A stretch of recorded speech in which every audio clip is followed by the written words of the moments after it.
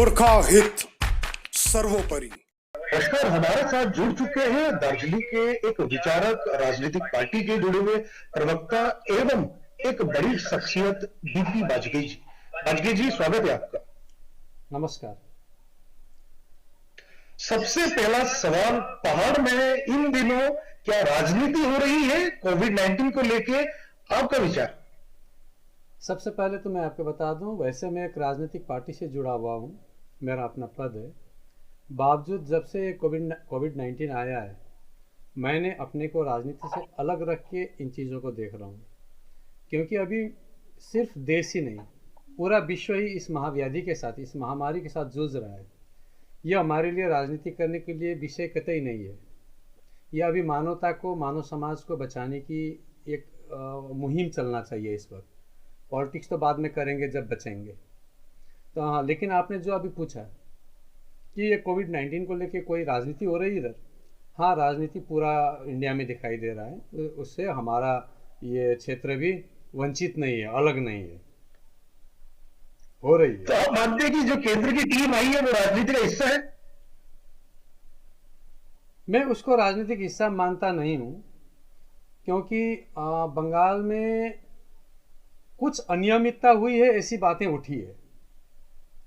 तो देखिए, बंगाल अभी जो बता रहे हैं कि ये एक फेडरल स्ट्रक्चर है, उसके तहत हमको बिना पूछे नहीं आ सकती है। फेडरल स्ट्रक्चर तब होता है जब देश स्वस्थ होता है, हेल्दी होता है। अभी पूरा विश्व एक महामारी के साथ जूझ रहा है, एक महामारी, एक कोविड-19 के साथ। तो ये देश के लिए, पूरा विश्व के लिए और अपने देश के लिए भी एक संकट काल है।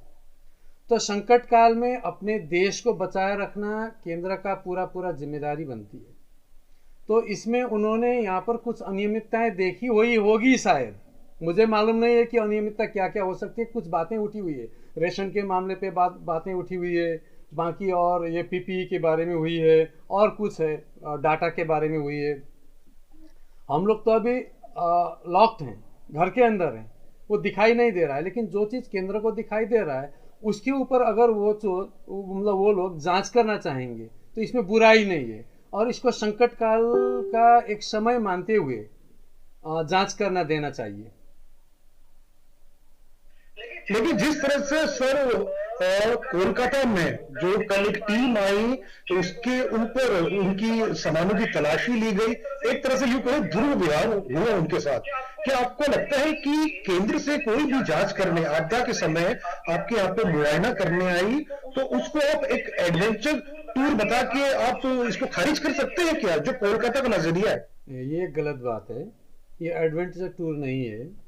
क्योंकि अभी लोगों के जान देखिए सरकार के हाथों में। अभी जिस चीज़ की दवाई नहीं बनी है, मैंने कुछ दिन पहले एक लिखा भी था, आज कोविड-19 जिसका दवाई अभी तक बना नहीं है, तो इसको सिर्फ एक ही चीज़ बचा सकता है, रियल डाटा। डाटा के ऊपर बेस करके हम लोग कहाँ, किस तरह, कैसे, क्या एक्शन लेना है, क्या एक्शन प्लान बनाना है, ये डाटा के ऊपर काम होती है। तो डाटा में भी कुछ गड़बड़ी सुनाई दे रहा है। तो इन सारी चीज़ों को देखने के लिए, मुआयना करने के लिए, और जैसे अभी केंद्र सरकार बता रही है, कुछ दिन कल ही शायद मैंने सुना, पश्चिम बंगाल के गवर्नर, राज्यपाल बोल रहे थे कि रेशन आपको इतना इतना 5 किलो करके ये करके आया हुआ है हर नागरिक को। उन्होंने ये नहीं बोला कि ये बीपीएल को, ये एपीएल को, ये नहीं बोला, हर नागरिक को। हमारे घर तक तो अभी तक नहीं पहुंचा है, मेरे गांव में वैसा सेंटर से भेजा हुआ रेशन अभी तक नहीं पहुंचा है। हाँ, तो इसमें अगर है तो कुछ अनियमितता है तो उसको जांच करने देना चाहिए। और सर बात करते हैं, चूंकि आप पहाड़ के हैं, तो पहाड़ में ये चर्चा है कि जिस तरह से एक एक TV channel, national TV channel की एक क्लिप या एक स्क्रीनशॉट चलाया जा रहा है, कहा जा रहा है कि कालिम्पोंग को बदनाम किया जा रहा है। क्योंकि मैंने भी गृह मंत्रालय की वो रिपोर्ट पढ़ी है, उसमें स्पष्ट लिखा है वायलेशन। अब चूंकि वायलेशन अंग्रेजी शब्द है, तो इसके मायने भी भिन्न है। उल्लंघन से लेके, हनन से लेके हिंसा तक यहाँ पे आप लगा सकते हैं। तो आपको लगता है कि वाकई जो नेशनल मीडिया की खबर है, उसको कहीं ना कहीं टीएमसी का प्रॉब्लम है? चल वायोलेंस नहीं लिखा है, वायोलेशन लिखा है। वायोलेंस नहीं लिखा है, वायोलेंस लिखा है। उस लेटर को मैंने भी पढ़ा। वो letter 40-10 that 2020 DMI within bracket A, गृह मंत्रालय की यही लेटर की बात कर रहे हैं ना, तो उसमें वायोलेशन लिखा है, जी जी, वायोलेंस नहीं लिखा है, हिंसा कहीं दिखाई नहीं दिया, हिंसा कहीं लिखा नहीं है। तो मैं खुद भी मेरे अपने पास्ट में 2.5 दशक तक मैं एक पत्रकार के रूप में मैंने काम किया है। तो पत्रकारिता क्या होती है, रिपोर्टिंग कैसे होती है, मुझे मालूम है। तो जिस तरह नेशनल मीडिया ने कालीबंग में हिंसा हुई दिखाया, इस घटना को मैं निंदा करता हूँ, उनको माफी मांगनी चाहिए। तो वाकई निंदा की लायक है, लेकिन कहीं ना कहीं आपको लगता है कि जो एक टीवी चैनल ने जो गलती की है उसका पूरा का पूरा ठीक रहा, एक विशेष मीडिया के ऊपर गोदी मीडिया बोल के लगाया जाए, आपको लगता है कि मीडिया वर्तमान देश में अच्छी तरह से काम कर रही है? ये राजनीति है। आप जिस मीडिया ने गलती किया आप उससे माफी मांगो, या उसके ऊपर आप प्रेस काउंसिल ऑफ इंडिया में कंप्लेन करो, यह आपके अधिकार की बात है। लेकिन आप फिर उसको किसी पॉलिटिकल पार्टी के साथ जोड़ के बोलोगे या किसी को उपनाम देके बोलोगे, ये गलत, ये राजनीति है। ये वक्त राजनीति करने की कतई नहीं है। तो सर एक और चीज जानना चाहूंगा कि जिस तरह से पहाड़ की अभी स्थिति है, देखिए कहीं ना कहीं खुद हम चूंकि सोशल मीडिया से आते हैं तो हमारे बहुत सारे लोग, हमारे जो ब्यूरो के लोग हैं, हमारे जो वहां पे सहयोगी है, लगातार इस तरह की वीडियो दिखा रहे हैं हम कि हाँ ये वायोलेशन तो हो रहा है, लोग नहीं मान रहे लॉकडाउन को। सड़कों में आप कालिम्पोंग दार्जिलिंग में मीट मछली की दुकानों में भीड़ देखिए, वायोलेशन सिर्फ लोग नहीं कर रहे हैं, वायोलेशन सरकारें भी कर रही है। मैं आपको बता दूं, उन्होंने कहा कालिम्पोंग अभी खतरा जोन है, मान रहे हैं क्योंकि वहां से बीमारी हुई थी, ठीक है। अब क्या हालत है उन्हीं को मालूम होगा, डाटा उन्हीं के पास है, पूरा डाटा हमारे पास है नहीं। लेकिन कालिम्पोंग डिस्ट्रिक्ट में भी बीमारी दिखाई दिया, दार्जिलिंग डिस्ट्रिक्ट में तो उपचार हो रहा है उत्तर बंगाल में, तो दोनों डिस्ट्रिक्ट अछूता नहीं है इस बीमारी से। तो इस हालत में केंद्र सरकार भी, हेलो, हाँ एक मिनट कुछ कट, हाँ, तो इस हालत में केंद्र सरकार भी, आप यहाँ के टी गार्डन पे मतलब 15% काम में जाने के लिए बोलते हो, सॉरी 50%, और राज्य सरकार भी उसको मतलब परमिशन देता है। तो अगर ये जोन बफर जोन है तो यहाँ के कर्मचारियों को क्यों बाहर निकाला जा रहा है, श्रमिकों को क्यों बाहर निकाला जा रहा है? तो हम लोग तो लॉकआउट घर के अंदर ताला लगा के बैठे हुए हैं, तो श्रमिक का लाइफ नहीं है। तो वायलेशन तो सरकार से भी हो रही है। आज ठीक है, आप एग्रीकल्चर के नाम पर टी को लगा रहे हो, क्या चाय, बिना चाय पिए आदमी जिंदा नहीं रह सकता? ये आवश्यक पदार्थ है क्या? कतई चाय आवश्यक पदार्थ नहीं है जीने के लिए। तो हमने 150 साल तक फर्स्ट फ्लश दिया है, हमने 150 साल तक फर्स्ट फ्लश दिया है, आज 1 साल का फर्स्ट फ्लश को हम लोग फेंक नहीं सकते हैं। तो देखिए, अगर नियम को मानना है, इस देश में संविधान है, आर्टिकल 14 है, नियम को मानना है, सबको बराबरी का नियम होना चाहिए। अगर मैं घर में रहना मुझे जरूरी है, मैं बाहर निकलने पर, मुझे बाहर निकल पर अगर पुलिस एक्शन लेती है, तो टी गार्डन के लोगों को भी घर के अंदर रखिए, पूरा हाजिरा के साथ, पूरा रोजगार के साथ। और सर एक चीज आपसे ये जानना चाहेंगे, पहाड़ के हो आप, चूंकि हर खबर पे पैनी निगाह रखते हो, तो एक चीज हम जानना चाहेंगे कि जिस तरह से कालिम्पोंग में एक सिंह परिवार है, हालांकि किसी का नाम सार्वजनिक लेना नहीं चाहिए, लेकिन पब्लिक डोमेन में नाम आ चुका है। सिंह परिवार के लोगों को पश्चिम बंगाल की मुख्यमंत्री कोलकाता में कहती है कि उनके परिवार के 6 जन, 9 जन, 10 जन को कोविड पॉजिटिव पाया गया है। लेकिन अगले ही पल, जैसे सरकारी आंकड़ों में आप देखते हो, तो कालिम्पोंग का जो आंकड़ा है अभी तक केवल 1 मरीज उसमें बताया गया है पॉजिटिव।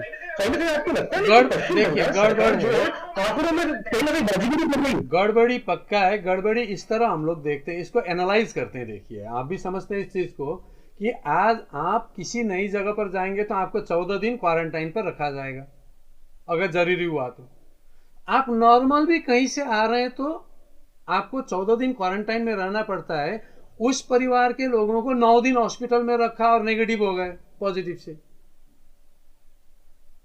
ये कुछ सोचने वाली बात है। और अभी एसिम्टोमेटिक मतलब बीमारी फैल रही है, बताया जा रहा है, वैज्ञानिक रूप से बताया जा रहा है। तो इसको बिना देखे, बिना परखे, बिना जांचे अगर इस तरह हम लोग डाटा को बाहर रखेंगे, ये तो गड़बड़ी होगी। बंगाल से कुछ गड़बड़ी तो हो रही है डाटा में, ये पक्की बात है। 100% हम लोग इसमें सेटिस्फाइड नहीं है। लेकिन मेरा कहना है आप इन चीज़ों को देखो, सरकारें जो केंद्र है या राज्य, इन चीज़ों को देखो, लेकिन इस कोविड को लेके ये राजनीति करने का वक्त नहीं है। लेकिन हमें दिखाई दे रहा है कि यहाँ पर कुछ राजनीति हो रही है। जैसे मैं आपको एक एग्जांपल देता हूँ। आज एक जनप्रतिनिधि चावल बांटने के लिए, राशन बांटने के लिए गरीबों में निकलना चाहता था डुअर्स में, जॉन बारला जी MP, उनको रोका गया, घर के चारों तरफ पुलिस बिठा दिया गया। ठीक है, मैं मानता हूं ये एक नेशनल डिजास्टर एक्ट के तहत या वेस्ट बंगाल डिजास्टर एक्ट के तहत उनको रोका गया। तो सर एक चीज और आपसे पूछना चाहूंगा, पहाड़ में कहीं ना कहीं बुद्धिजीवी ये लिबरल जो वर्ग है पूरी तरह से सांसद राजू बिष्ट को कटघरे में खड़ा करना चाह रही है। क्या यह राजनीति नहीं है? और क्या आपको लगता नहीं कि राजनीति करते हुए सांसद के ऊपर आरोप, और जो सांसद दूर रह के भी काम कर रहा है, क्योंकि मैं व्यक्तिगत साक्षात्कार है मेरा, कई ऐसे दर्जनों ऐसे लोग हैं जिन्होंने मेरे को वीर गोरखा व्यक्ति के माध्यम से फोन किया और मैंने वो पूरा तत्काल उनको सांसद जी को पहुंचा दिया। मैं उनको केवल राशन मिला, बल्कि उनको आर्थिक रूप से भी मदद मिली, जितनी उनकी अप्रोच रहा, जितना उनको जरूरत था। ये बेंगलुरु, गुजरात, बिहार, झारखंड और आपके चेन्नई तक से ऐसे मामले मेरे संज्ञान में है। आपको लगता है कि सांसद को कटघरे में खड़ा करना ये गलत मंशा है? हाँ, ये आपका जो क्वेश्चन है काफी अच्छा क्वेश्चन है। इस वक्त ये जायज भी है ये चीज पूछना।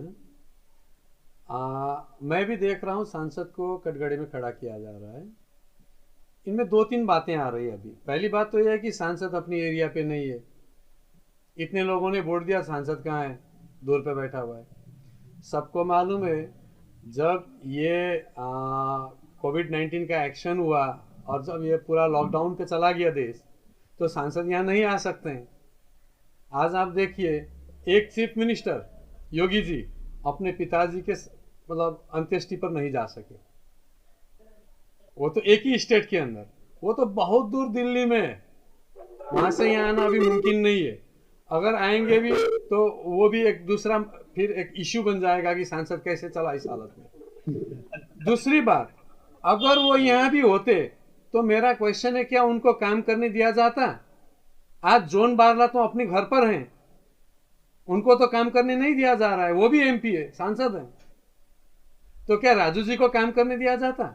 पहले ऐसा कुछ स्थिति नहीं था, तब भी सांसद जब कालिम्पोंग जा रहे थे राजू जी, उनको रोका गया। एक बार शिमला आ रहे थे, मैं खुद भी था शिमला में, वहां पर भी उनको रोका गया 4 घंटे। तो ये वक्त जो है वो अगर नहीं है तो वो नहीं है, इसका इशू बनाओ, है तो निकलने मत दो, ये तो होता नहीं है। लेकिन मैं जो देख रहा हूँ, हाँ सांसद काम कर रहे हैं, सांसद काम कर रहे हैं। लेकिन मेरा एक देखिए, मैं पूरा स्पष्टवादी इंसान हूं। आज सांसद के हर एक लेटर पर सेंटर रेस्पॉन्स दे रहा है, ये दिखाई दे रहा है। हर सांसद का लिखा हुआ कोविड के रेस्पॉन्स दे रहा है सेंट्रल गवर्नमेंट, ये दिखाई दे रहा है, बड़ी बात है। लेकिन यही रेस्पॉन्स सेंटर ने चाय बागान पर क्यों नहीं दिखाया, ये सोचने वाली बात है। मैं देखिए बिल्कुल बेबाक बोलता हूँ, मैं उनका समर्थक हूँ, वो मेरे छोटे भाई है, मैं उनको बहुत प्यार करता हूँ, इज्जत करता हूँ। लेकिन सेंटर को इन चीजों पर समझना चाहिए। तो देखिए, बात सांसद की आई तो मैं इसमें सांसद को दोषी नहीं बना रहा हूँ, सांसद की आई तो सांसद को दोषी नहीं बना रहा हूँ, मैं केंद्र को दोषी बना रहा हूँ। जी, देखिए प्रश्न तो कोई भी पूछ सकता है, तो प्रश्न जायज है तो पूछना भी चाहिए, ये लोकतंत्र की गरिमा। लेकिन सांसद को देखिए, लेकिन सांसद को इस तरह यहाँ पर राजनीतिक कीचड़ में उछालना, ये बिल्कुल गलत बात है, बिल्कुल गलत बात है। चलिए ठीक है बाजपेयी जी, आपसे ये भी पूछना चाहेंगे, क्योंकि आपने बात की सांसद की, हमने भी चर्चा की सांसद की, तो सांसद के अधीनस्थ आपके पुराने और काफी अच्छे मित्र विधायक नीरज जिम्बा जी। जी। नीरज जिम्बा जी के बारे में अधिकतर लोग कह रहे हैं कि वो उतना सक्रिय नहीं है जो विधायक को होना चाहिए। जो जोन बारला जी ने कोशिश की तो उनको तो बंदी कर लिया, लेकिन नीरज जिम्बा जी को बंदी जैसी स्थिति नहीं है। उनको क्या चीज रोक रही है? ये प्रश्न तो आपको उन्हीं को पूछना चाहिए, क्योंकि फिर अगर मैं इसका जवाब दूंगा तो ये भी पॉलिटिक्स होगी, ये राजनीति बन जाएगी। फिर इसमें एक आप शुभचिंतक मित्र बोलिए। मैं एकदम शुभचिंतक हूँ। मैं जिम्बा जी का शुभचिंतक हूँ। वो मेरे छोटे भाई हैं और मैं विश्वास करता हूँ वो कुछ अच्छे ही काम कर रहे होंगे, लेकिन क्या कर रहे हैं वो मुझे पता नहीं है। कई उनके लोगों का, उनके क्षेत्र के लोगों का कहना है कि क्या कर रहे हैं हमें भी नहीं पता विधायक जी। ये आरोप नहीं है, जो लोग कह रहे हैं वही केवल आपसे मैंने प्रश्न पूछा। उनका क्षेत्र बड़ा है, दार्जिलिंग विधानसभा क्षेत्र काफी बड़ा है। वो कहाँ क्या कर रहे हैं ये तो मुझे मालूम नहीं है, मेरी बात भी नहीं हो रही है उनसे। लेकिन तराई के कुछ एक क्षेत्रों में वो घूम रहे हैं, कुछ बांट रहे हैं, ऐसा कुछ दिखाई दे रहा है फेसबुक पे। तराई के जो क्षेत्रीय जो जनप्रतिनिधि है वो बोल रहे कि हमारे एरिया में क्यों, कई लोगों के हमारे अंगने में तुम्हारा क्या काम, तुम्हारा अंगना बहुत बड़ा है। तो इसका जवाब तो जिम्बा जी खुद ही दे सकते हैं, मैं कैसे दे सकता हूँ। चलिए कोई दिक्कत नहीं, ये बहस प्रयास का दौर था। लेकिन जिम्बा जी से भी जो प्रोग्राम अगर देख रहे होंगे तो उनसे ये जरूर कहूंगा कि अपने क्षेत्र में भी उनको ध्यान देने की जरूरत है। मुश्किल दौर है, कोरोना महामारी से विश्व लड़ रहा है, तो ऐसे हालात में जो जनप्रतिनिधि है, जिनको वोट दिया है, वोट यानी जिन पर विश्वास किया है, उनको उनकी मदद के लिए आगे आना चाहिए। आपने हमसे चर्चा की, अपना अच्छा वक्त हमसे साझा किया, आपका बहुत बहुत धन्यवाद। मैं फिर भी आपको धन्यवाद देते हुए बता रहा हूँ, ये मेरा बिल्कुल व्यक्तिगत अंतर्वार्ता था। चलिए कोई नहीं सर, आप तो व्यक्तिगत भी कहे तो एक बहुत बड़ा मुद्दा और चर्चा का विषय बन ही जाता है। Thank you. धन्यवाद।